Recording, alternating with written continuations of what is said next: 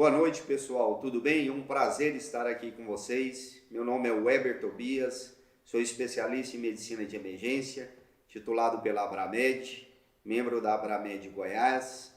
Sou preceptor da medicina de emergência e terapia intensiva no GOL, da Unifam, PUC, UFG, UniRV Aparecida e Uni Evangélica. É um prazer estar aqui com vocês hoje. Vamos discutir um tema de grande relevância, que é a intubação orotraqueal, um dos procedimentos mais realizados na unidade de pronto atendimento. Então, devemos estar qualificados e habilitados para realizar esse procedimento. Se liga aqui hoje que eu vou dar várias dicas para vocês como realizar esse procedimento com segurança. Primeiro detalhe que a gente precisa saber quando se trata de intubação orotraqueal. Percebam esse artigo que foi publicado numa revista de grande impacto, denominado Resuscitation. Esta revista é uma das maiores revistas dentro da área de medicina de emergência.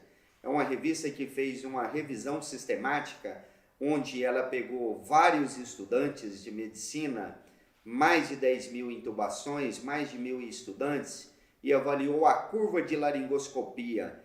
Quantas laringoscopias eu teria que realizar para conseguir intubar pelo menos 90% dos meus pacientes? E vejam que coisa assustadora, você tem que ter no mínimo 50 laringoscopias para conseguir intubar pelo menos 90% dos pacientes.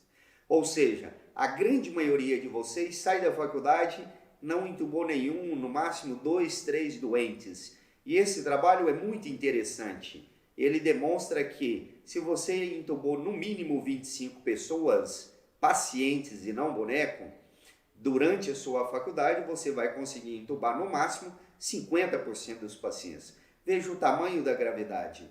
É a mesma coisa de você ir para o pronto-socorro, dar um plantão, a metade chegar em insuficiência respiratória e necessitar de intubação, a metade você vai conseguir e a metade você vai deixar morrer sem intubar por hipoxemia. É extremamente grave, um trabalho é uma revisão sistemática, um trabalho de grande impacto. Este outro trabalho aqui, antes de nós começarmos o tema propriamente dito, eu acho um dos mais importantes que vocês têm que ficar de olho. Por quê? Esse trabalho aqui foi um estudo multicêntrico importante, que ele queria avaliar o seguinte: o que acontecia durante a intubação orotraqueal que o paciente evoluía com parada cardiorrespiratória. E ele observou as seguintes variáveis, que a hipotensão arterial é um dos principais fatores de risco para o paciente parar durante a intubação. O outro fator importante é a hipoxemia, ou seja, eu intubar paciente hipoxêmico e hipotenso, eu aumento em quase 10 vezes a chance de parada cardiorrespiratória durante a intubação orotraqueal. Weber, então o que eu faço para diminuir a chance de parada cardíaca durante a intubação? Pré-oxigena o paciente bem antes da intubação e corrija a hipotensão ou use drogas que não dê mais hipotensão.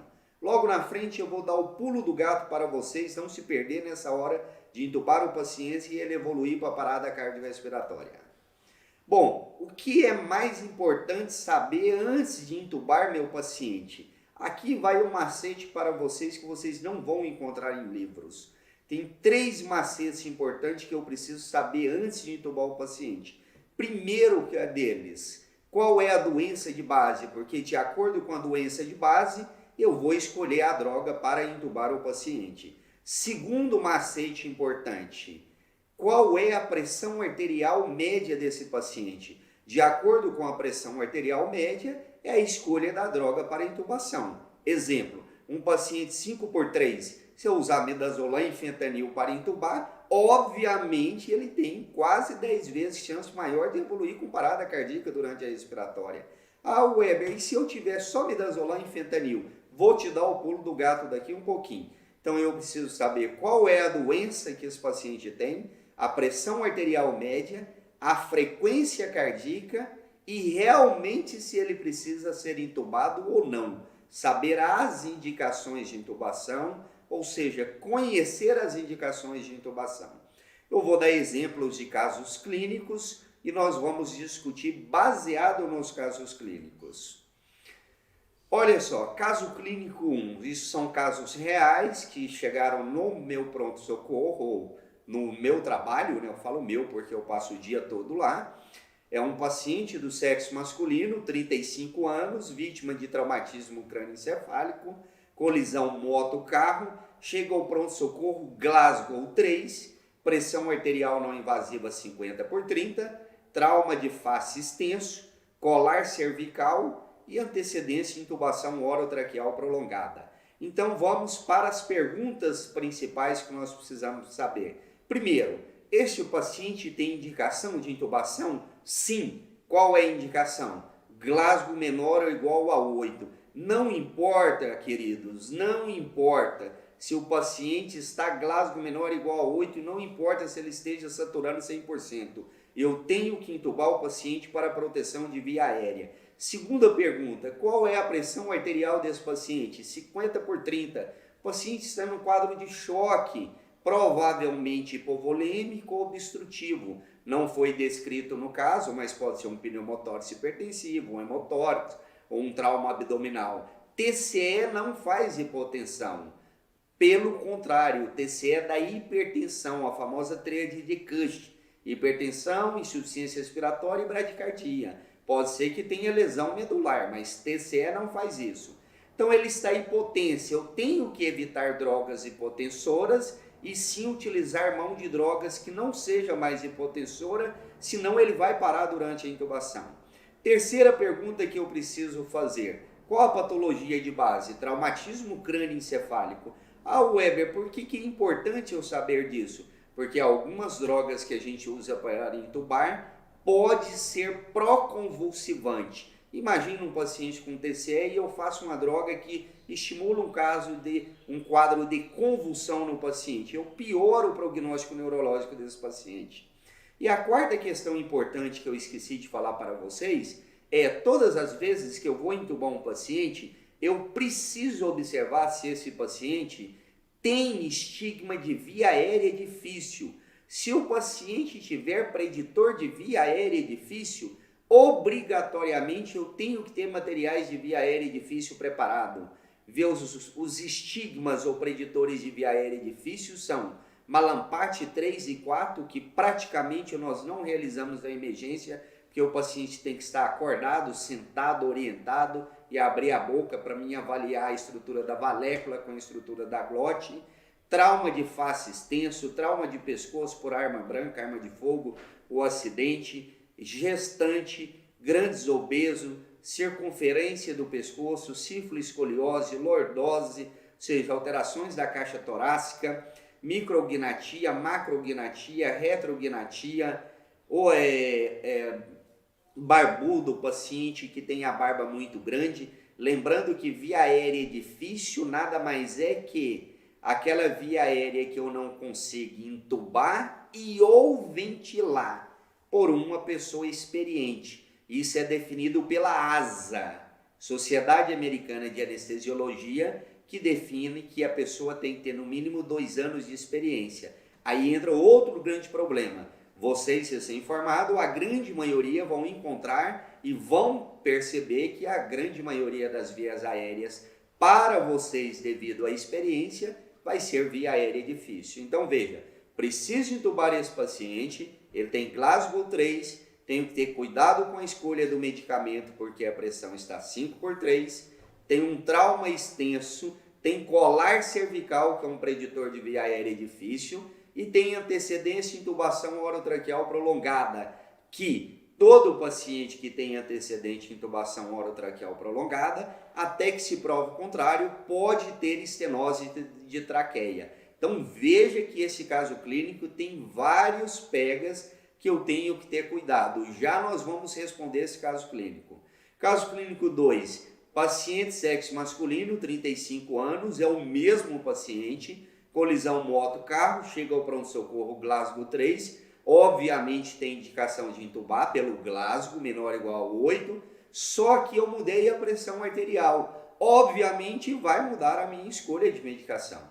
Pressão arterial, 160/100, trauma de face extenso, colar cervical, ou seja, tem preditores de via aérea difícil e as pupilas estão anisocóricas direita e esquerda, ou seja, provavelmente, até que me prove o contrário, esse paciente tem sinais de hipertensão intracraniana e nós temos que conduzir como portador de hipertensão intracraniana. Ah, Weber, eu preciso saber disso? Precisa, porque dependendo da droga que eu use, eu pioro a hipertensão intracraniana dele e posso matar o paciente. Exemplo, se eu usar cetamina para intubar esse paciente, eu posso aumentar muito a hipertensão intracraniana, herniação cerebral e óbito durante a intubação orotraqueal. Caso clínico 3, paciente sexo feminino, 62 anos, chega ao pronto-socorro com um diagnóstico de infarto agudo do miocárdio, evoluindo com edema agudo de pulmão mais choque cardiogênico. O paciente que faz choque cardiogênico, ele já é um infarto Killip 4, Killip Forte 4. Esse paciente, ele chega congesto e frio. Esse paciente, veja bem, ele não adianta fazer VNI, ele vai ser refratário à ventilação não invasiva. Em franco edema agudo de pulmão, ele não vai responder mesmo ao tratamento clínico, mas mesmo assim foi tentado furosemida, foi tentado morfina, VNI. Veja que ele está com a pressão 6/4, não dá para entrar com vasodilatadores como nitroprusiato ou nitroglicerina. Então é um paciente em que ele tem indicação de intubar por insuficiência respiratória, a doença dele é cardiopatia, é contraindicação absoluta de cetamina, a pressão está 6/4, não posso usar drogas hipotensoras, Glasgow 11, pupilas isofotoreativa. Então a indicação de intubação aqui é por insuficiência respiratória refratária ao tratamento clínico, que nós vamos perceber já já qual será a droga de escolha para intubar esses pacientes. Caso clínico 4, penúltimo caso, paciente sexo feminino, 62 anos, chega ao pronto-socorro com diagnóstico de pneumonia. Prestem atenção, pneumonia, evoluindo com insuficiência respiratória aguda refratária ao tratamento clínico, geralmente pneumonia em franca insuficiência respiratória, eles não respondem a VNI nem a oxigênio terapia, porque não existem evidências do uso de VNI em pneumonias, apenas imunossuprimido. VNI existe 3 evidências grandes, DPOC, edema agudo de pulmão e pneumonia e insuficiência respiratória imunossuprimido. Olha, o paciente chega taquidispneico, 45 de frequência respiratória, saturando 72% com 15 litros de oxigênio. Não tem como mais aumentar a oferta de oxigênio por máscara para esse paciente.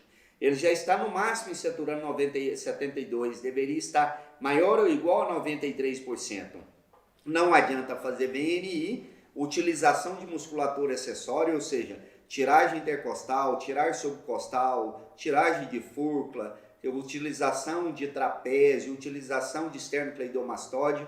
E aqui vai uma dica para os senhores e senhoras. Preste atenção, queridos.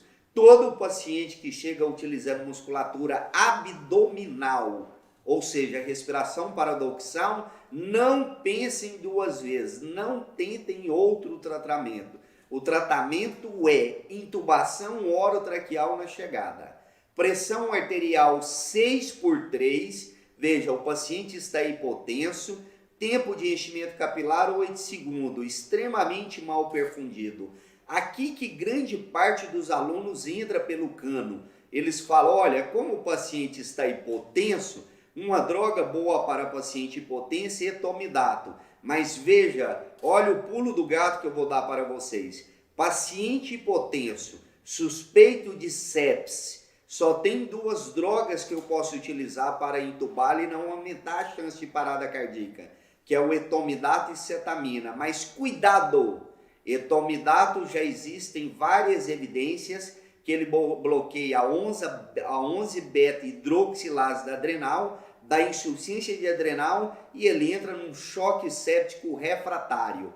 Então não caia nessa cilada, não use etomidato em pacientes com séptico, apesar dos estudos não serem tão robustos. Já nós vamos voltar e vamos discorrer sobre cada droga e como intubar.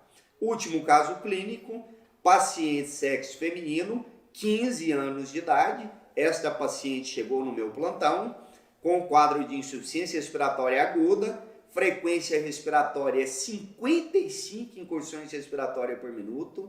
Essa menina chegou rebaixada, Glasgow 12, a abertura ocular dela era apenas a estímulo doloroso, ou seja, ela tinha 2 nesse aí. Resposta verbal, ela tinha sons incompreensíveis, era mais 3, 5, e resposta motora 6. O Glasgow, na verdade, era 11, não 12.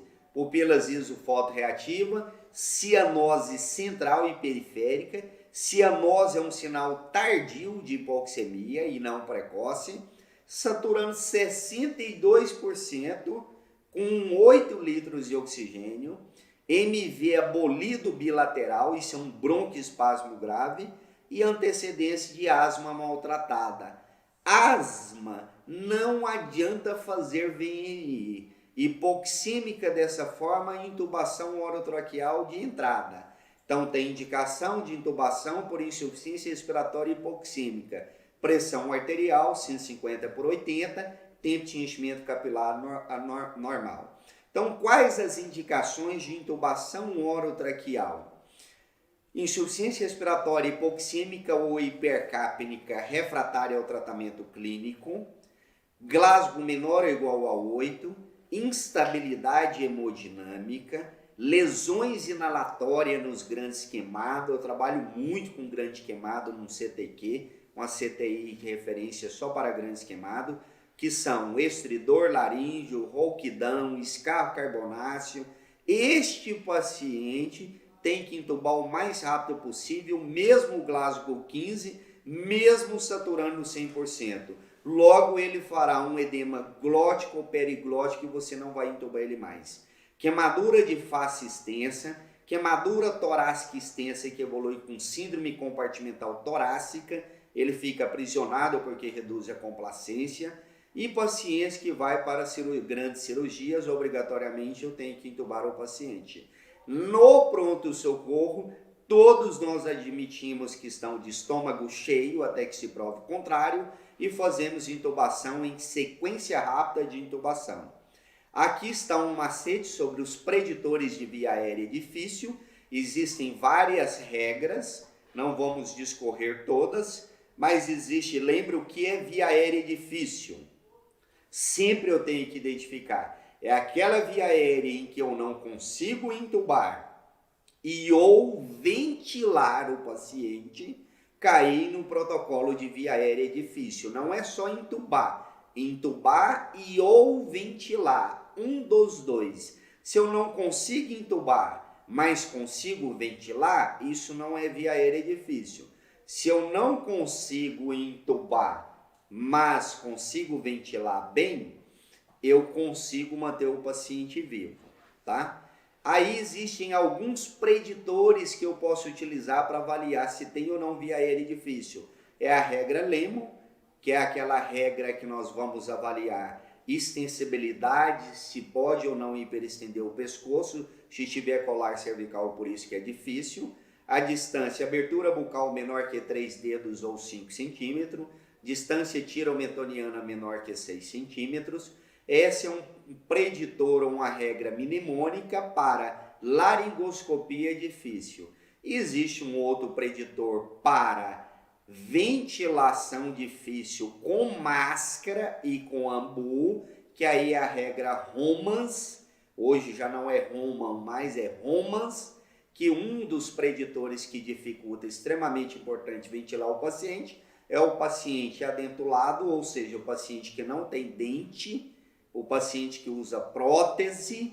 Eu, no outro erro, não devo retirar a prótese antes da pré-oxigenação ou antes da ventilação. Deixa a prótese, só durante a intubação que eu retiro, porque o paciente sem dente é mais difícil de ventilar. E o paciente com muita barba, como que eu ventilo? Passo bastante gel na barba para que a máscara orofacial seja bem acoplada e eu consiga ventilar. Existe a outra regra mnemônica, que é a RODS, que é a dificuldade de ventilar com dispositivo supraglótico como por exemplo máscara laríngea, combitubo, tubo laríngeo, o mais utilizado a máscara laríngea.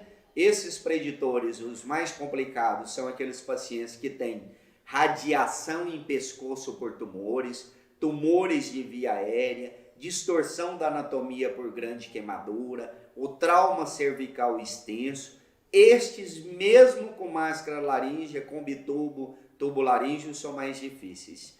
E o outro preditor de via aérea difícil é o SMART. SMART é uma sigla em inglês que traz sobre os preditores de cricotireoidostomia difícil. São aqueles pacientes difíceis até de realizar cricotireoidostomia, tais como tumores cervicais, malformações, desvio de estrutura traqueais, traumas cervicais extenso, radiação em pescoço, grandes queimaduras em pescoço, ou seja, cicatrizes hipertróficas, grandes obesos, circunferência de pescoço extensa. Estes pacientes, até para realizar cricotireoidostomia, são complicados. Grandes queimados, já vi pacientes grandes queimados em que não conseguiram realizar nem cricotireoidostomia, nem traqueostomia e o paciente evoluiu a óbito por hipoxemia. Essa é a regra que eu já falei, lembrando que Malamparte, essa que está à nossa direita, é difícil de realizar no pronto-socorro, que é raríssimo o paciente chegar dessa forma, a tal ponto de ter que pedi-lo para sentar, abrir a boca, avaliar. Então, essa regra de Malamparte, nós quase não utilizamos ela no pronto-socorro. Outro preditor de via aérea difícil, está aí o barbudo. Como é que eu tenho que fazer com este barbudo? Colocar bastante gel para que a máscara seja acoplada. A senhorinha que não tem dente, como que eu faço para ventilar ela? Deixa a prótese dentária.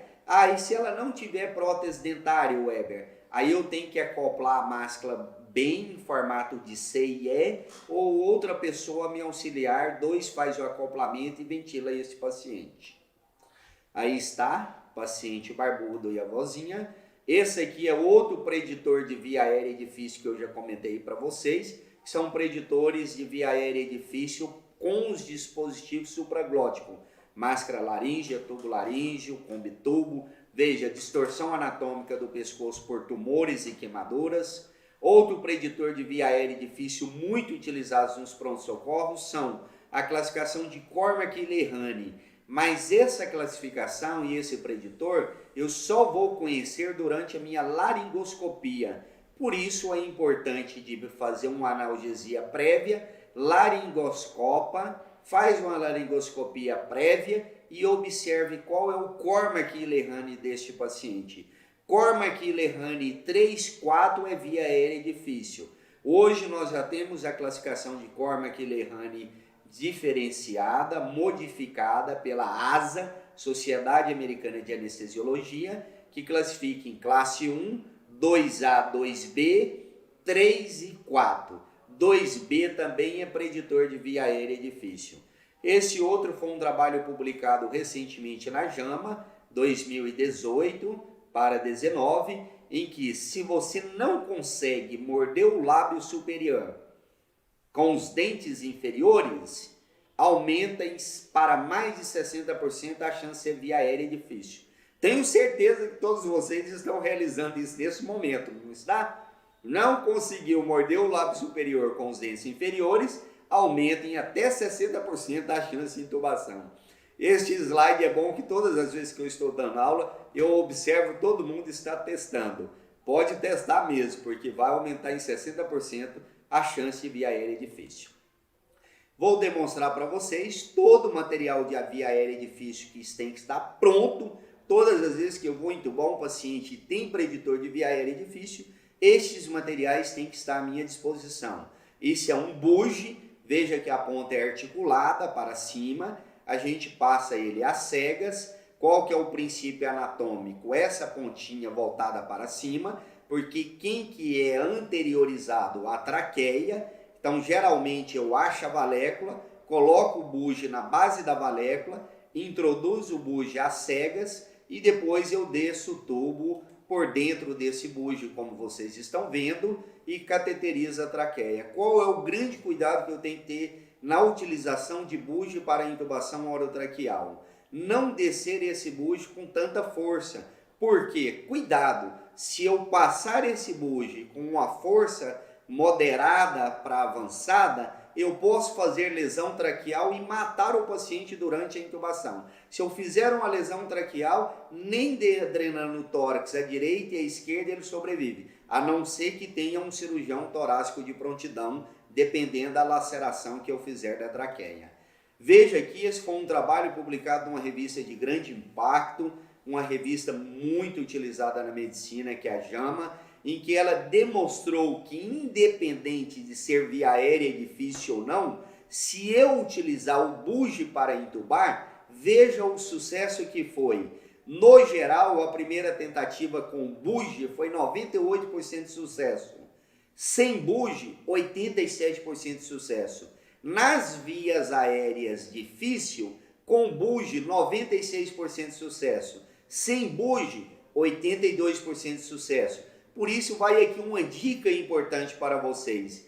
Tenha um bugie, compre um bugie. É extremamente caro, 30, 40, 50 reais. Tem que ter um bugie quem vai dar plantão em pronto-socorro. Já está provado por vários artigos que ele aumenta muito o sucesso de intubação. Seja em via aérea fácil, seja em via aérea difícil. Ele vai te salvar. Em quem usar bugie? Obviamente que, principalmente em via aérea difícil, mas esse estudo mostrou que mesmo em via aérea fácil, com bugie 96% de sucesso, sem bugie, apenas com fio guia, 82%. Obviamente, se eu tenho bugie e não tenho muita habilidade de intubar, obviamente eu tenho que utilizar o bugie, que aumenta muito a chance. Na anestesiologia, eu me lembro muito quando eu comecei a residência de anestesia, o R1 a gente faz muita intubação orotraqueal, no R2 também bastante. Mesmo nas intubações orotraqueais fáceis, a gente utilizava o bugie para ter uma curva de aprendizado. Então ele exige uma curva de aprendizado para utilizá-lo. Então comecem a utilizar o bugie, vocês vão perceber que vai aumentar muito o sucesso das intubações orotraqueal. Aqui outros dispositivos de via aérea difícil, que são as máscaras laríngea. Veja que nós temos vários formatos. O formato de máscara laríngea melhor que existe, porém é o mais caro. É este último formato aí de haste metálica com material de borracha, que chama máscara laríngea Fast Track. Essa máscara é em torno de quase R$1.000, é descartável, por isso que as unidades quase não compram, mas ela a gente passa praticamente às cegas e ela me permite descer um tubo por dentro do orifício dela, por isso que ela é espetacular. Como que eu introduzo uma máscara laríngea? Obviamente isso tem que treinar em laboratório de habilidades, mas eu tenho que desinsuflar o balonete da minha máscara laríngea. Veja que a máscara laríngea ela vem com o balonete insuflado. Eu vou desinsuflar ele totalmente, passar de preferência xilocaína gel, apesar de alguns estudos mostrar que a xilocaína pode ressecar a máscara laríngea, ou eu passo água solucionada à base, solução à base de água para lubrificar, introduzo ela como forma de caneta na região posterior. Eu introduzindo esta máscara laríngea na região posterior, veja que ela veda a hipofaringe inferior, eu insuflo o balonete em torno de 40 a 60 centímetros de água, eu vou ventilar o paciente. É um dispositivo de via aérea que não é definitivo. Não é um dispositivo de via aérea definitivo, é temporário. Porém, quanto mais rápido eu puder retirar esse dispositivo, quanto tempo, Weber? Não existe relato na literatura quanto tempo. Esse é um dispositivo emergencial para não deixar o paciente morrer hipoxêmico. Tentou intubar 2 vezes, não conseguiu, terceira já é máscara laríngea. Insufla e posso colocar no ventilador ou ambusar o paciente. Obviamente, se não for Covid.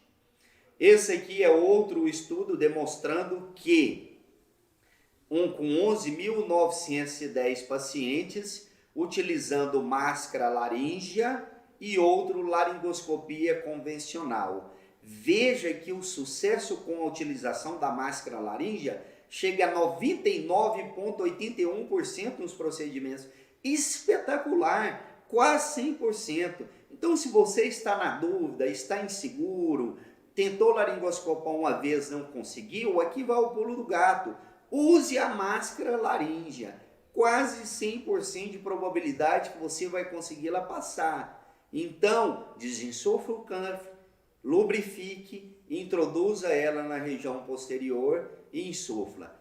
E olha, apenas 44 incidentes associados à máscara laríngea. Então, por isso que o guideline do ACLS, o guideline da AHA, da American Heart Association, eu também sou instrutor da ACLS, preconiza, fez um estudo muito grande e observou-se que durante a parada cardiorrespiratória, a passagem da máscara laríngea, ao invés de intubação orotraqueal, principalmente nas paradas cardíacas em AESP e assistolia, ou FVTV depois, quando eu tinha dificuldade em intubar, traria muito mais sucesso e benefício para o paciente do que a tentativa de intubação orotraqueal com uma pessoa inexperiente.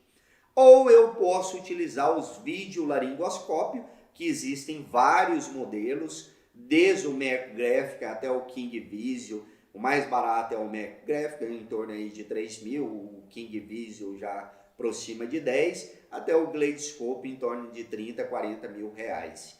Existe essa lâmina, as lâminas que a gente utiliza para intubar o paciente é a lâmina de McCoy e a lâmina reta, que é a lâmina de Miller. A lâmina de McCoy, a lâmina de Macintosh e a lâmina reta de Miller. E existe essa lâmina de McCoy, que é a lâmina de via aérea difícil. Veja que ela tem a pontinha articulada. Essa lâmina também é por volta de R$1.000. Nós temos ela no pronto-socorro, porque essa lâmina nos permite fazer uma articulação da valécula e transformar um Cormac-Lehane 3, 4 em 2A e facilitar a intubação.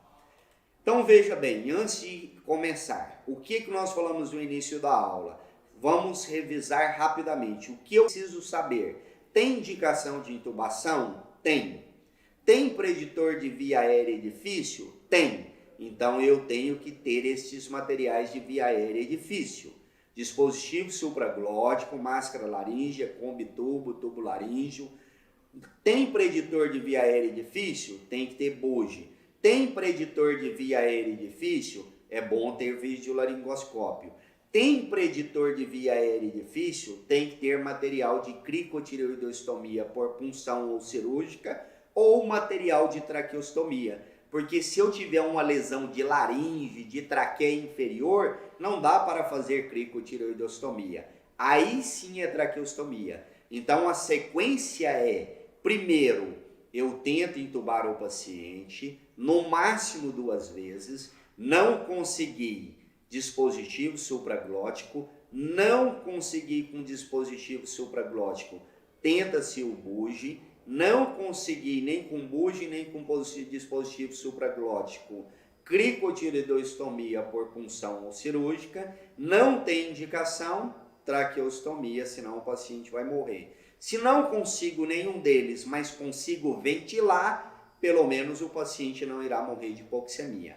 Entrando na fase final da aula, nós vimos no início que quais são os 2 principais preditores de mortalidade e de parada cardíaca durante a intubação: a hipoxemia e a hipotensão. Então, qual é a primeira coisa que eu tenho que fazer com todo paciente que eu vou intubar?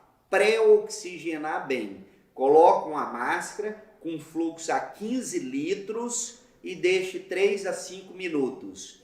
Nós respiramos um ar numa concentração de oxigênio a 20,8%, 21%. Eu pré-oxigenando, na anestesiologia a gente denomina isso de desnitrogenização. Eu vou substituir o nitrogênio pulmonar por oxigênio, aumenta a minha capacidade residual funcional e o meu tempo de apneia. O correto é 3 a 5 minutos pré-oxigenando e não ventilando. Essa é a curva demonstrando isso, que quando eu pré-oxigeno o paciente, eu desvio a curva para a minha direita, consequentemente eu aumento meu tempo de apneia, que veja que no obeso aí seria de 4 minutos, eu aumento até para 10 minutos de apneia. Outra questão importante durante a intubação orotraqueal é o posicionamento. Esse aqui é um dos fatores que vocês mais erram durante a intubação, posicionamento inadequado. Eu já vi vários e vários colegas médicos colocar um coxinho debaixo do pescoço. Esse é o maior erro. O coxinho não é debaixo do pescoço. O coxinho é debaixo da região ou embaixo da região suboccipital, na região occipital. Então é aí que eu coloco com a qual finalidade? Alinhamento na altura do externo. Veja essa moça sem o coxinho e com o coxinho. A diferença do alinhamento do aumento dessa paciente. Olha o paciente obeso. Se eu tentar entubar esse paciente obeso da esquerda, eu não vou conseguir. Olha o aumento dele e olha a altura do externo. Jamais você vai conseguir entubar esse paciente. Então, no paciente obeso, eu tenho que preparar material, lençóis, cobertores, colocar coxinho infraescapular e suboccipital. Eu tenho que alinhar aumento com a altura do externo, senão jamais eu consigo entubar esse paciente. Veja a diferença entre esses dois pacientes. Olha, a barriga e o tórax está todo em cima do doente. Isso aí desvia toda a estrutura anatômica, eu não consigo entubar. Olha essa segunda figura, depois de posicionar esse paciente. Esse foi um paciente numa cirurgia bariátrica que nós acompanhamos, tiramos foto antes e depois. Olha a posição correta, coxinha infraescapular, suboccipital, alinhando o mento. Com isso eu alinho os 3 eixos, oral, faríngeo e laríngeo, e facilita a minha intubação orotraqueal. Para finalizar, nós vamos para as drogas de intubação orotraqueal. Todas as vezes que eu vou intubar um paciente, a intubação ela é precedida ou antecipada por um tripé farmacológico: analgesia, hipnose e bloqueador neuromuscular. É obrigatório utilizar essas 3 drogas, exceto 2 situações: parada cardiorrespiratória, que eu não preciso realizar isso aí de forma alguma, e a Creshuey, ou seja, aquele paciente que chega guespiando. O paciente que chega respirando no pronto-socorro em padrão de gasping, este paciente, a única coisa que eu vou fazer para ele de medicamento é o bloqueador neuromuscular. Bom, então a primeira droga que eu faço, analgesia. Quais as 2 drogas que nós utilizamos para fazer analgesia? Opioides e lidocaína. Opioide, droga de escolha, fentanil, dose 1 a 3 microgramas quilo. Ruim dos opioides: depressão cardiovascular, depressão respiratória, que não é o problema porque você vai entubar. E se fizer o opioide em infusão muito rápida, cuidado da síndrome da rigidez torácica, você não conseguirá ventilar esse paciente. Então esse eu tenho que ter um cuidado. Veja, se dá depressão cardiovascular, eu devo evitar fentanil em pacientes com instabilidade hemodinâmica. Aí se eu só tenho fentanil, eu vou te dar o pulo do gato já já. O outro analgésico que eu faço é a lidocaína, 1,5 mg por quilo em bolos. Qual a finalidade de fazer a analgesia antes de intubar? Reduzir os reflexos da laringoscopia ou abolir. Quais reflexos? De tosse. Imagina um paciente suspeito de Covid tossindo. Você vai ser contaminado. Aumenta a frequência cardíaca, aumenta o consumo miocárdio de oxigênio, infarta o paciente, aumenta a pressão arterial, aumenta a hipertensão intracraniana e ele pode herniar durante minha intubação orotraqueal. Essa é a importância da analgesia pré-intubação. Aí depois que eu fiz a analgesia 2 minutos antes de intubar, aí sim eu vou intubar o paciente. Aí eu faço o hipnótico, mais o bloqueador neuromuscular, o hipnótico de ação rápida, 40 segundos, Bloqueador neuromuscular também rápido, com ação de 40 segundos. Tempo, braço, cérebro. Isso eu chamo de sequência rápida de intubação. Então, o que é sequência rápida de intubação? É a hipnose seguida de bloqueador neuromuscular mais tubo orotraqueal. A analgesia não entra na sequência rápida de intubação. Ela é antes, para que eu possa reduzir os reflexos da laringoscopia. Weber, e os hipnóticos que nós temos? Temos midazolam, propofol, etomidato, ketamina e os barbitúricos.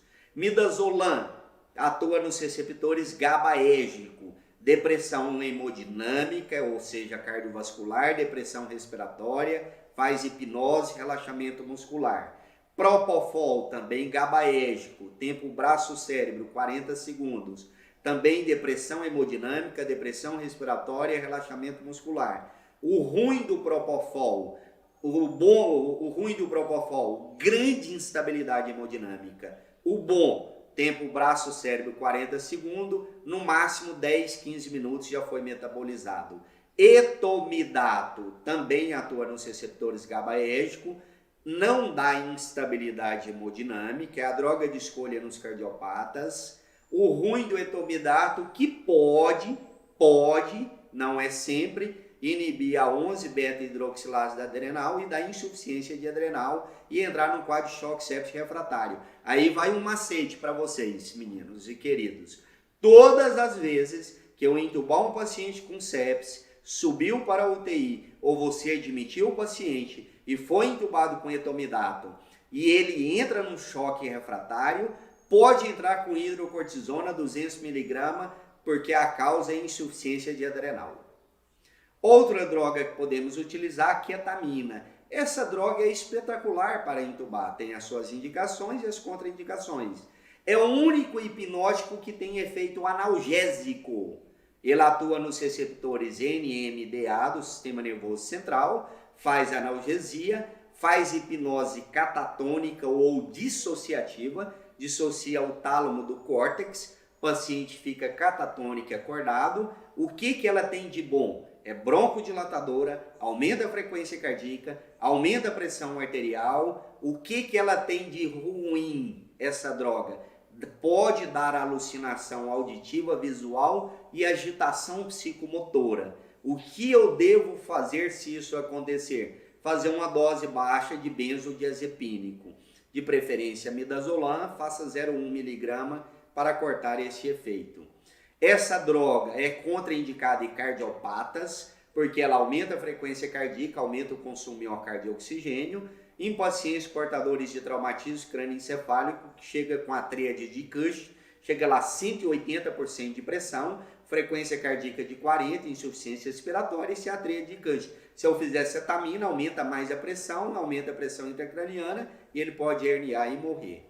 E o último são os barbitúricos, que praticamente nós não utilizamos na emergência, apenas no centro cirúrgico. São drogas que dão grande instabilidade hemodinâmica, também não são boas para intubação em emergência. E por último, os bloqueadores neuromuscular. Eu preciso de bloqueadores neuromusculares de ação rápida, que relaxa a musculatura em menos de 1 minuto. Aí nós temos dois grupos apenas, os despolarizantes e os adespolarizantes. Despolarizantes só existe um, que é o succinilcolina, a succinilcolina ou succitrate, tem esses três nomes. Ele age por despolarização, aí eu tenho que ter um cuidado, como o Dr. Pedro explicou na aula anterior com hipercalemia. Como ele age por despolarização, o que tem grande concentração dentro da célula em termos de eletrólitos? Potássio.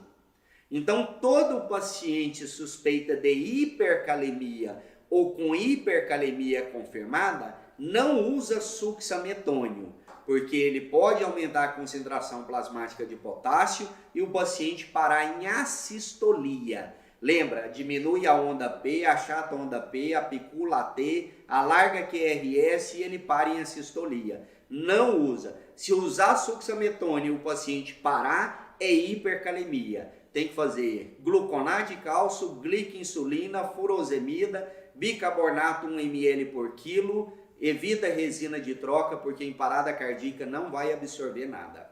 O outro bloqueador neuromuscular, o adespolarizante, um dos melhores para entubar, chama rocurônio e não pancurônio. Rocurônio, dose 1,2 mg quilo, braço cérebro, 40 segundos. Então, em 40 segundos, o paciente estará bloqueado.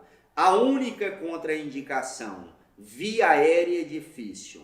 Por quê? Se eu não conseguir entubar e nem ventilar, ele vai ficar bloqueado 30 a 40 minutos. Via aérea difícil, a droga de escolha é succinilmetônio. Aí se tem via aérea difícil e tem potássio alto, aí não usa bloqueador neuromuscular. Bom, para encerrar, analgésicos, fentanil 1 a 3 microgramas quilo minuto, lidocaína, 1 a 3 microgramas quilo, lidocaína 1,5 miligrama quilo, hipnóticos, midazolam 0,1 a 0,3 miligrama quilo, propofol 2 miligrama quilo, etomidato 0,3 0,4 miligrama quilo, cetamina 2 miligrama quilo. Bloqueadores neuromuscular, succinilmetônio 1,5 miligrama quilo, ele vem liofilizado, tem que ser diluído para 10, e rocurônio 1,2 miligrama quilo. Complicações da intubação orotraqueal. As principais complicações já foram descritas por esse trabalho, são hipoxemia, regurgitação, bradicardia, parada cardíaca, broncoaspiração, pneumotórax. Veja que hipoxemia é a mais frequente, óbito extremamente frequente. Outras complicações, olha, hipoxemia, hipotensão, intubação esofágica, broncoaspiração. Então, são vários trabalhos mostrando as complicações. E olha, aumenta o risco dessas complicações por operador não experiente ou por múltiplas tentativas. Esse último trabalho aqui demonstra que 6.200 intubações, 1.150 de resgate, pegaram apenas residente de anestesia e pôs para intubar quando alguém não conseguiu. Veja que a partir da segunda tentativa, a sua chance de intubar o paciente cai para 81%, terceira tentativa 61%, quarta tentativa 67%. Não tentem intubar o paciente mais de 2 vezes. Médico tem a mania de ser onipotente, onipresente, ser muito egocêntrico. Não seja, peça ajuda. Tentou 2 vezes, não conseguiu, peça ajuda. Não tem nenhum colega do lado, use a máscara laríngea. Todos os estudos já vêm demonstrando que a sua chance diminui de intubar o paciente. Aqui mostrando as complicações que já falamos, que é hipoxemia, broncoaspiração, parada cardíaca, laceração dentária, lesão de traqueia, broncoaspiração, parada cardíaca, arritmias, hipertensão intracraniana, herniação. E aqui o último trabalho, qual é o padrão ouro para confirmar a intubação orotraqueal? Capnografia. Veja, o capnógrafo mensura a quantidade de CO2 exalada. Essa curva em ascensão que pega aí fase 2 e 3 é a exalação. A fase 4 para 5 já é a inspiração do paciente. Então a fase expiratória é essa fase 2, 3 para 4. E por último, esse aparelhinho pós-intubação, eu tenho que mensurar a pressão do balonete ou a pressão do cuff. Que o balonete não pode ficar. Qual a função do cuff ou balonete? Vedar a via aérea, não é fixar o tubo, hein? Pelo amor de Deus. E qual é essa pressão? Não pode passar de 25 milímetros de mercúrio ou 40 a 60 centímetros de água, porque senão faz isquemia, pressiona o capilar da traqueia e do esôfago, isquemia, traqueomalácia, fístula, estenose traqueal. E o tubo deve ser fixado desta forma para não fazer lesão na via aérea do paciente. E para encerrar, os casos clínicos que eu mostrei para vocês, nós vamos falar bem rápido devido ao tempo, já estouramos um pouco o tempo, mas aqui é rapidão. Primeiro, o paciente tem indicação de intubar? Sim, Glasgow 3. Tem preditor de via aérea difícil? Sim, colar cervical e antecedentes. Então tem que ter material de via aérea difícil. Pressão arterial 160 por 100. Esse é o caso 2, desculpa. Como eu intubaria esse paciente? Fentanil, que é a droga mais neuroprotetora porque ele está estável hemodinamicamente. 1 a 3 microgramas quilo, 2 minutos antes de intubar para reduzir os reflexos da laringoscopia. 12 hipnóticos, de preferência, poderia usar qualquer um deles, exceto cetamina, mas de preferência midazolam, que é o mais neuroprotetor, 0,1 a 0,3 mg quilo. Como tem preditor de via aérea difícil, succinilmetônio.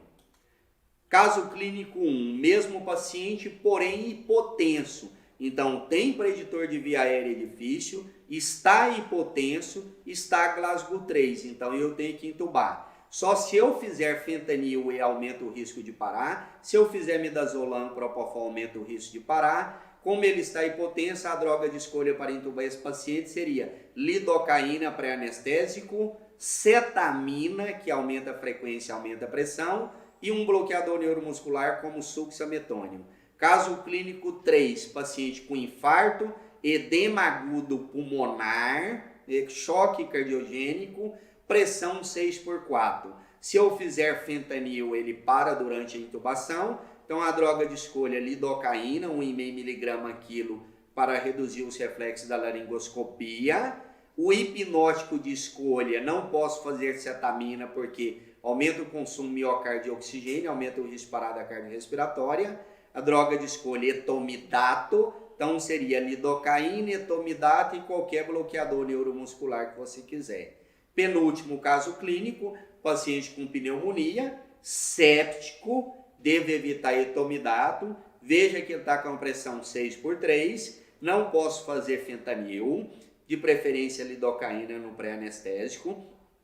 Lidocaína, exceto quando tiver bradicardia ou bloqueio atrioventricular. Se tiver bradicardia sinusal ou BAV de primeiro ou BAV de segundo grau MOPS 1, faça atropina 0,5 mg antes de intubar.